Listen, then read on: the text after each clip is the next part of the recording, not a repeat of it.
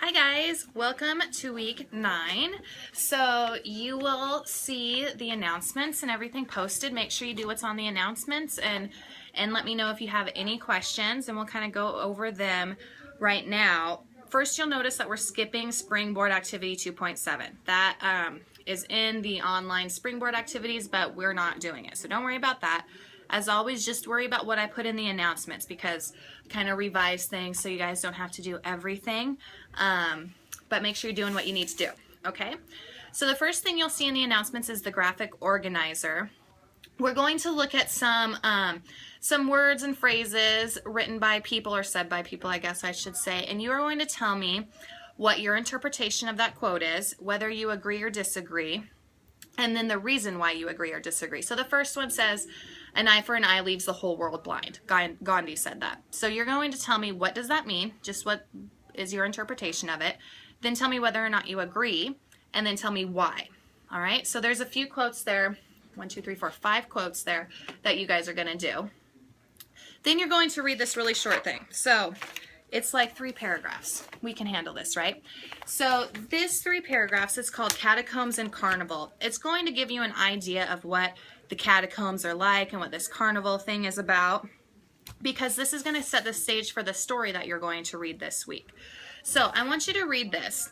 You don't have to do the check your understanding. So right underneath of it, it says check your understanding. You don't have to do that, but you do have to do the writing prompt. So what you're going to do after you read about catacombs, you are going to imagine that you are setting a story in a catacomb, and you're going to start a story. You're just going to write the exposition. So you guys are going to write 2 or 3 paragraphs starting a story that you are going to write just from your imagination that is set in catacombs. All right, so think about what kind of mood would the story have, what kind of characters would be in a catacomb. Your job is to write a story that matches a story that would take place in the catacombs. So really think about that. All right, this should be about 2 or 3 paragraphs, and I want you guys to use some literary elements to enhance that catacomb setting. So you might throw in like a simile of what it's like, or throw in some words that create a certain tone that you would use for a story with catacombs.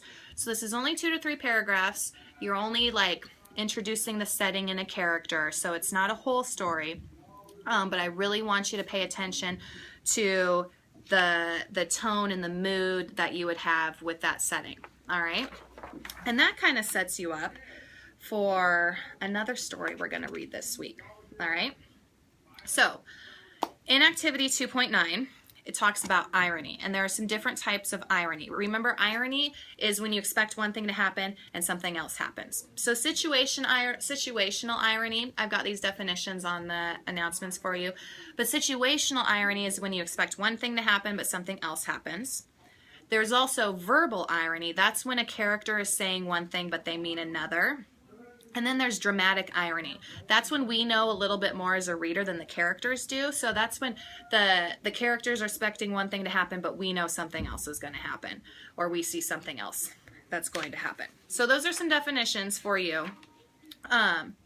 What you need to do, you don't have to do numbers 1, 2, 3 on activity 2.9. What you're going to do is you're going to start with reading the story. And as you read the story, I want you to underline or highlight anytime you see irony happening. All right? So this story is, let's see, 1, 2, 3, 4, 5.5 pages. All right, 5.5 pages. It's a short story. You guys will like it. Edgar Allan Poe is actually one of my favorite authors. He's really interesting, pretty dark and spooky. So when you guys, after you guys write that 2 or 3 paragraph short story introduction from the catacombs, you will kind of see some of that coming out in Edgar's writing. That's how he writes. So read the story, underline or highlight the examples of irony that you see, and then you're going to do the writing prompt. You don't have to do anything else except for the writing prompt. All right? So, and I've got a format for you. What you're going to do in this writing prompt is you're going to explain how Edgar Allan Poe uses verbal irony. So all those highlighting and underlines that you did will come in handy because you're going to need those text details. So don't skip that part when you're reading. Make sure you underline all the examples of irony. That'll make your writing assignment go a little easier. So this is going to be a 2-chunk paragraph. So hopefully you guys know what 2-chunk paragraphs are. If you don't, that's okay, because I've got a little format for you. You're going to start with a topic sentence. So you're just going to tell me overall, how does Poe use irony in his story? So in the Cask of Amontillado, Poe uses irony to da da da da da. That could be your topic sentence. All right. Then you're going to pull a text detail. So pull one of those examples of irony that you found, that you underlined, and you're literally just going to write that quote. All right. So one example of irony is, and then drop in that quote.